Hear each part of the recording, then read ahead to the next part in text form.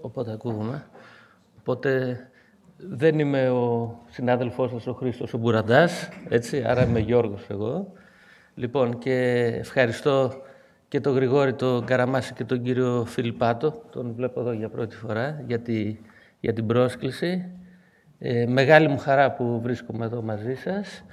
Και τώρα θα shift to English, even if what I've heard before from the previous presenters are Greek to me. So I understand nothing. So anyhow, so the title of my talk, what's the problem? It is wireless FFR. I will use the title should be image-based FFR, because wireless is something else, so it's networks and something like this. So what is the problem at hand? So what we are trying to do when we use this term image-based FFR? So given an image, so I used X-ray angiography, but of course you can use any image you like, so CT or OCT or IVUS, whatever, without administering adenosine. So you all know what is adenosine, of course. So without inducing this hyperemic condition and without using a pressure wire, we want to compute, not measure, FFR. So how to do this? So by using computational methods. So we compute, okay? So since we call it image-based FFR, what are the ingredients? So what we actually need in order to do this? We need a geometry. So what kind of a geometry? How we get the geometry? From an image. The image can be a single 2D angiographic image, or two or even three images in different angles. So we reconstruct the interrogated vessel. So I forgot to say this, that we need a vessel. So we need something to compute FFR. And then we have a 3D geometry. Is it doable by using a single angiographic view? It is. It is accurate? We don't know. We will see. At the end of the day, we work on a graph like this. You all know the term QCA. So we use a quantitative coronary angiography. And what tools we use? Either we use a computational fluid dynamics approach, so we solve something, or we use a mathematical modeling. So a single mathematical formula where we compute. Are you aware of the difference between this meaning, between these terms? Sorry. When we solve, at the end of the day, we use something like this. So we have a partial differential equation. It's an exotic thing for medical doctors. This is our daily practice. So this is what we do. So we use mathematical tools in order to solve this long equation. But in order to avoid this, so the burden of solving something, we can use a simple mathematical formula like, I cannot show, like this dP, delta P. So we can use this formula to compute what? Pressure drop. In both cases, at the end of the day, we compute the velocity field or the pressure field along the interrogated vessel. Single vessel, vessels with bifurcations, or the entire arterial tree. Okay. So what to do? In both cases, we have the science part and the art part. And what I mean by saying science and art. Let's check what we do when we use this computational, the CFD approach. So we have our equations. So either we solve the equations in a transient terms, by using the transient terms, so time, or we use steady-state solutions. Let me say this. If we try to solve Navier-Stokes equations using the transient term, it will take for a single vessel, 8 minutes. For the entire arterial tree, not 8 minutes, sorry, more than the 8 minutes. For the entire arterial tree, it will take up to 1 day. 1 day. Okay? Let me say this now. So we choose steady state solutions. For a single vessel, it may take 8 minutes, but don't believe it actually when you hear something like this. Once we have the equation, the input, the ingredients for solving this equation are the boundary conditions. What are the boundary conditions? So you need to know something on velocity and something on the pressure in order to solve your equations. Where? On the boundaries. So once you have a geometry like this, you need to know, for example, your pressure at the inlet and the pressure at the outlet. This is impossible because you actually want to compute pressure. Okay, so you need to come up with something else. What is the easiest thing to compute? Volumetric flow rate. Yes, but this is not science now. It's art, because you need to infer on the volumetric flow rate in baseline conditions, and for computing FFR, you need to infer volumetric flow rate in hyperemia. So how to do this?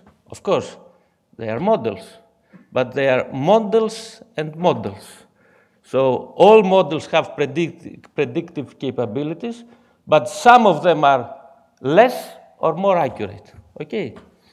Once you have this, it may take, as I write over there, 7 to 8 minutes to compute the solution. So you have your pressure drop, you do your mambo jumbo stuff, and voila, you have FFR. But for a single vessel. And you need to be absolutely sure that your numerical solution converges, that it is accurate and reproducible. How you can do this in a time relevant to the clinical practice? It's impossible. Impossible. But you may find some tools that they say, we can solve Navier-Stokes in less than 30 seconds. Maybe they need to get this $1 million prize from the Clay Institute of Mathematics. But I'm not sure they managed to do this. Anyhow, the simplest approach now is the mathematical modeling. So we have a simple mathematical formula to compute pressure drop, something like this. Now, the computation takes less than 1 second. Actually, to be sure, it's 0.2 milliseconds. But now, you need to define all these parameters in this equation. So you need to compute this KV, KT, KP, A0, D, whatever. So how to do this? In clinical practice, you have to do it through your image. So through your geometrical data. So you do this, sorry, let me go you here. You do your analysis, you get your QCA, and voila, you have your proximal, your stenotic, and the distal part of the vessel, assuming that you have one lesion. Of course, if you have many, you can apply this, you can have a more advanced model, and you can have tandem lesions, and you will apply the same approaches to more than one lesions. So you have to come up again with the volumetric flow rate in hyperemia. You need to have as input your pressure, which you have it, your map, you measure it through your catheter, but you have to infer what will be your map in hyperemia. So you need to, what, say? 2 more minutes, no, I'm finished. I'm not a doctor, so you don't give me time to elaborate more, huh? That's it. So, there's another option. Instead of using mathematical formulas, you can use only the image and then compute resistances. So this is from something I took from the patent from Kathworks. So this is art to the cube, not to square, to the cube. So they do something magical, but of course it works. Or it doesn't work. It's up to you to decide. Okay, so at the end of the day, what you have to, so the science part with this image-based FFR is to decide if you want to use CFD or mathematical formulas. And this is only 10% of the computational pipeline. The other part is what you believe your model is capable of doing. So are you able to infer about the hyperemic flow rate? Are you absolutely sure that your segmentation gave you the percentage stenosis? Are you absolutely sure that your QCA mapped the length of the stenosis correctly? Who knows? But at the same time, at the end of the day, you get something. You get a value for the FFR, and of course, you can get this pullback. So it's not a black box. It's not rocket science, but it should be like this. The simpler, the better. So you should use something that is simple, something that you understand, and something that you believe it works. But also believe this. All these things, all these models, all these approaches are wrong. But they are close, we believe are close to the actual thing. I hope this is not Greek to you anymore. Okay.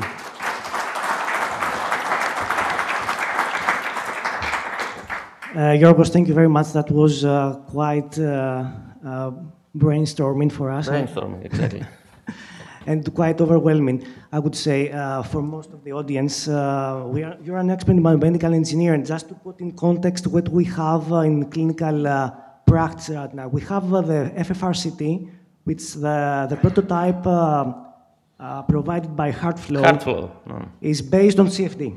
Mm-hmm. So it's the first approach that... Michal is not actually in CFD. They do something also, something different. Let's not elaborate on this. Exactly, but okay. In principle, they based on CFD. Mm-hmm. So this is the first approach, and this is why we have to send our data and wait for at least 1 day to get a result from them. 4 hours. With all the processing of the images of the CT. And we have also the application of invasive angiography-based FFR estimation, which is the QFR, for example. We have the FFR angio. Mm-hmm. We have the vessel FFR. These are the different commercial packages that are available in Europe and in the US. Are those, and we know that those are based on the second approach with the mathematical modeling. Simple modeling, the simple algorithmic approach, I would say. Mm-hmm. Are these different one to the other? Of course, of course. What are the differences, the main differences? Because for us, it's very, very similar. Mm-hmm. So Kathworks does it differently in terms of computing resistances and not pressure drops. So they use resistance to compute pressure drop. And actually they don't use, they define the stenotic part of the vessels, and then they come up with a model showing what should be the reference diameter of the vessel. So in essence, they have different formulas. They have different formulas. And from Pi Medical or Pulse Medical, they use exactly the same principles, but pressure drop in Pi Medical is based on volumetric flow rate. Pressure drop in Pulse Medical or QFR, is based on velocity. So the pressure drop is, so they come up with a hyperemic velocity, not volumetric flow rate. All right. And in your opinion, what is the major limitation of all these approaches?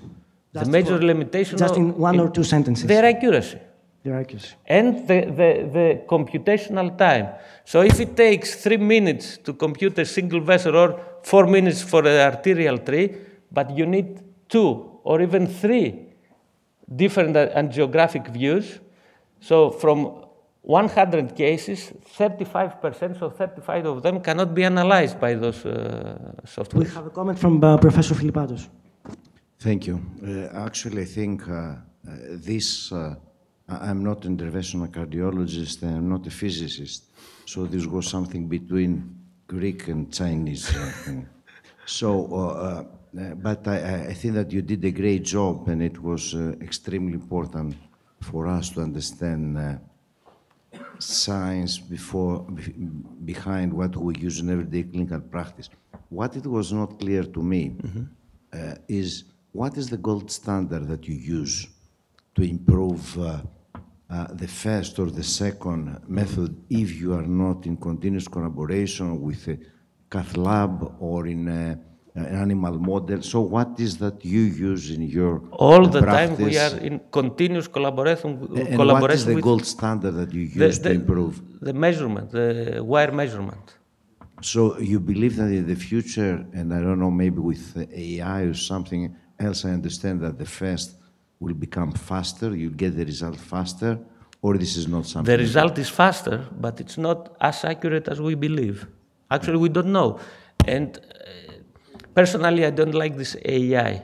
I don't think a mathematical formula should decide on what to do on these vessels. The medical doctor, the physician should decide. So maybe the physician will decide, but I think Yorgos, that in the future, if one of us will become very rich in the future, it will be you. This is something different. This is something else. We also have a second comment. No, just a quick comment. Congratulations for the presentation. I'm Simone Biscaglia from Ferrara, Italy. So I think that one of the major limitations from my standpoint, so from the physician standpoint, is that apart from the catwalk one, every other system is not really automatic. So basically there is the operator interaction. And so at the end of the day, in some cases, when you see very tight lesions, the operator will tend, to have a positive result. So in my mind, on top of all the limitation you mentioned in terms of, estimation of a value, and you basically have many issues in doing that, I think that the main limitation for clinical practice right now is the fact that there is still much interaction of the operator during all this process. And I think this is not the way to go. If you have to use, it's like if you can move the FFR value, if you want 0.79 or 0.81, it wouldn't be a system that works, basically. But may I ask something? Yeah. What do you think if someone tells you that you can compute FFR from a single angiographic view? Yeah. Is it possible or impossible? They say it's possible, the Pulse guys.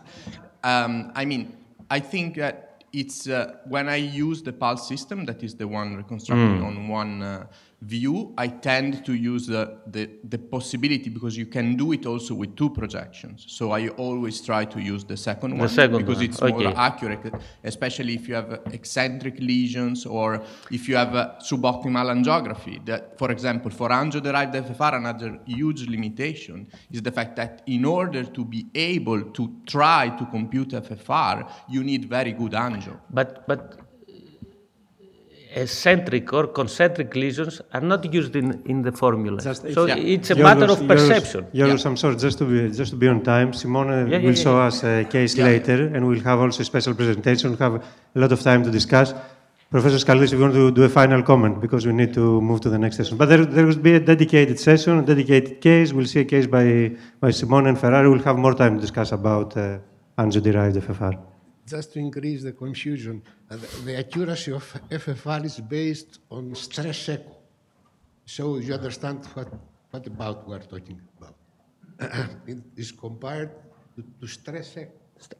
Not on wire. We think it was interesting and educating session. Thank you all for your attention. I think.